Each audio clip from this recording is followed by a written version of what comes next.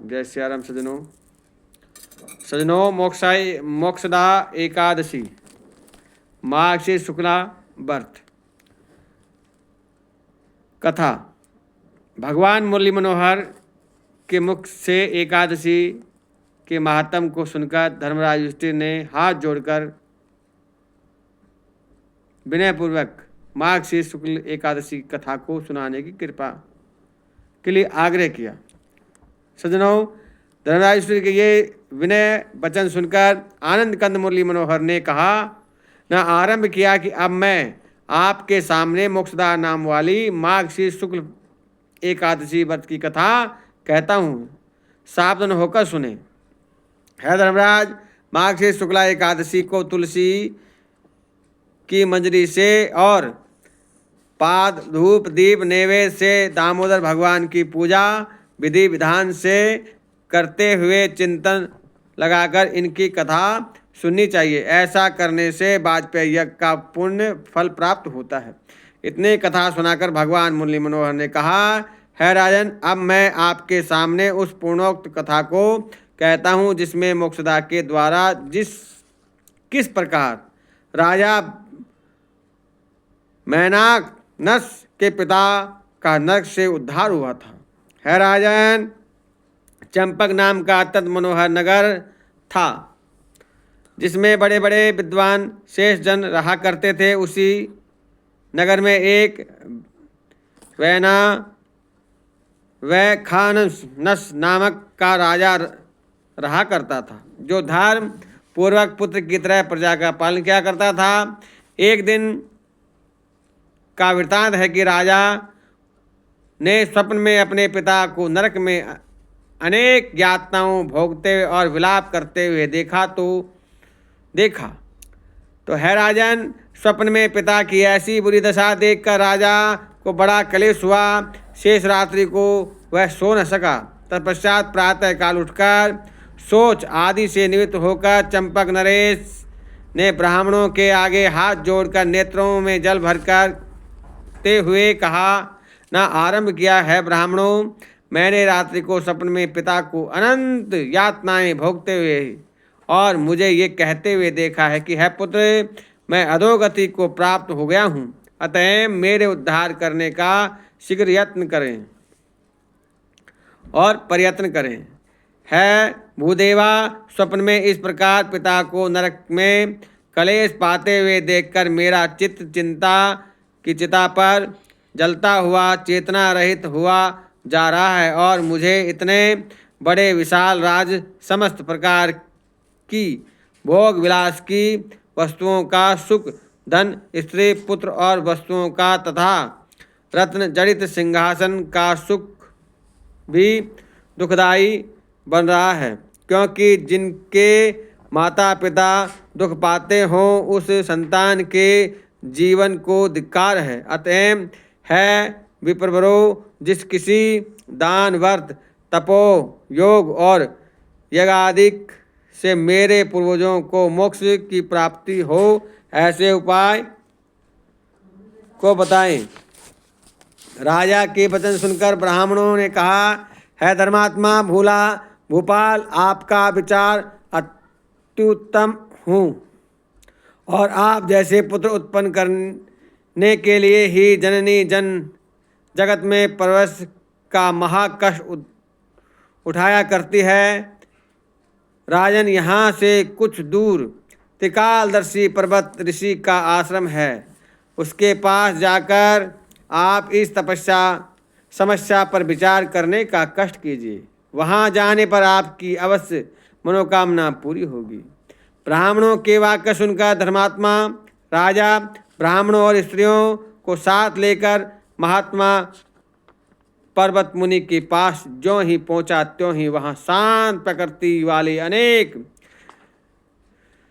सिंहवेदी, यजुर्वेदी, सामवेदी, अर्थवेदी ब्रह्मा वेणों को अध्ययन न करते देखा।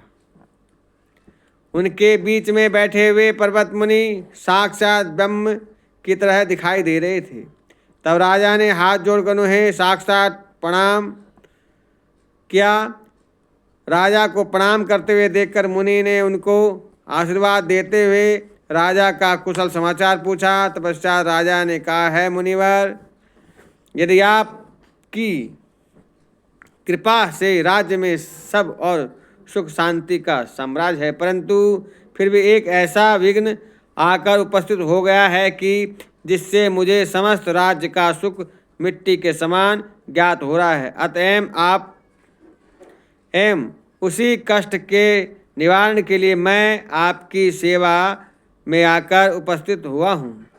राजा के इस प्रकार विनय युक्त वचन सुनकर मुनि ने श्रेष्ठ पर्वत ऋषि ने नेत्र बंद कर भर ध्यान लगाने के पश्चात राजा से कहा, राजन, न केवल मैं आपके कष्ट के कारण को ज्ञात कर चुका हूँ, बल्कि आपके पिता के पापों से परिचित हो चुका हूँ। ध्यान लगाकर सुनने का कष्ट कीजिए। है राजन, आपके पिता ने कामा सब होकर न केवल 2 स्त्रियों से विवाह किया था, बल्कि एक से प्रेम करते दूसरी को सीतु दान से वंचित भी कर दिया था। अतएव उसी महापाप के कारण आपके पिता को नरक में जाकर महाकष्ट भोगना पड़ रहा है। यदि इसका उपाय शीघ्र नहीं किया गया तो आपके पिता को अनंत काल तक नरक की यातनाओं भोगनी पड़ेंगी, क्योंकि एक स्त्री के जीव काल में दूसरा विवाह कर लेने से बढ़कर संसार में दूसरा पाप नहीं है। है धर्मराज, महामुनि के यह वाक्य सुनकर राजा वैखानस ने हाथ जोड़कर प्रार्थना करते हुए कहा, है धर्मज्ञ, जिस दान धर्म और व्रत आदि से मेरे पिता का उद्धार होगा उसे कहने की कृपा कीजिए, क्योंकि पिता के नरक में जाने का हाल सुनने के पश्चात मेरे कष्ट का कोई ठिकाना नहीं रहा। अतएव जिस प्रकार पिता के कष्ट का निवारण हो वह किया जाए।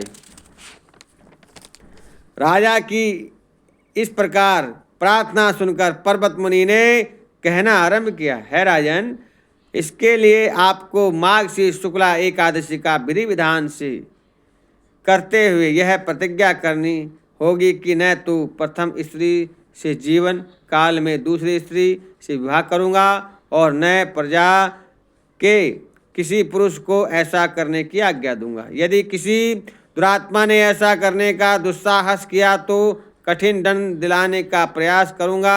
है राजन, ऐसा कहने के पश्चात आपके पिता न केवल नरक से निकला जाएंगे, अपितु भगवान की कृपा से सुरपुर में जाकर अनंत सुखों के स्वामी बन जाएंगे। है धर्मराज, मुनि के ये वाक्य सुनकर और उन्हें दंडवत प्रणाम कर राजा अपने नगर में आ गया।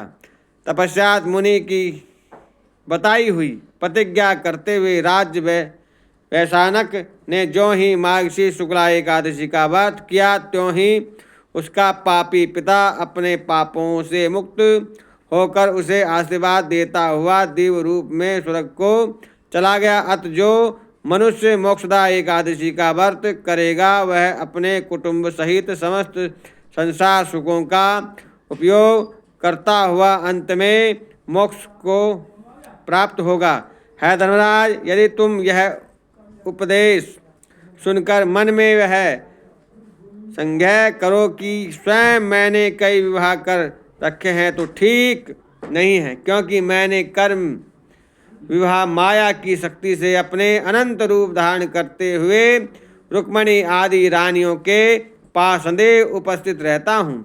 है राजन, इसका प्रणाम स्वयं देवर्षि नारद ले चुके हैं। अतएव जो मेरी तरह अपने अनंत रूप धारण करने की शक्ति रखता हुआ अपनी समस्त पत्नियों को स्वप्न में भी किसी प्रकार का कष्ट नहीं देने की शक्ति रखता हो, यह काम की इच्छा के लिए नहीं बल्कि किसी असाधारण कार्य की सिद्धि के लिए पत्नी के जीवन काल में अन्य विवाह कर सकता है, क्योंकि काम की तृप्ति के लिए अधिक विवाह करना अपव्यय है, यश और नरक को प्राप्त करता है। राजन, आपको इस विषय में अधिक बतलाने की आवश्यकता नहीं है कि मैंने एक भी विवाह काम इच्छा को लेकर नहीं किया, बल्कि भक्तों के हित की ओर सोचते हुए किसी विशेष भारी उद्देश्य से किया है। अतएव तुमको मेरे बहु विवाह पर संदेह नहीं करते हुए सदैव मेरे मार्ग पर चलना चाहिए। ऐसा करने से न केवल आपको यश और सुख मिलेगा, बल्कि वैकुंठ का पद भी प्राप्त होगा। बोलो आनंद कंद भगवान की जय। बोलो एकादशी महारानी की जय।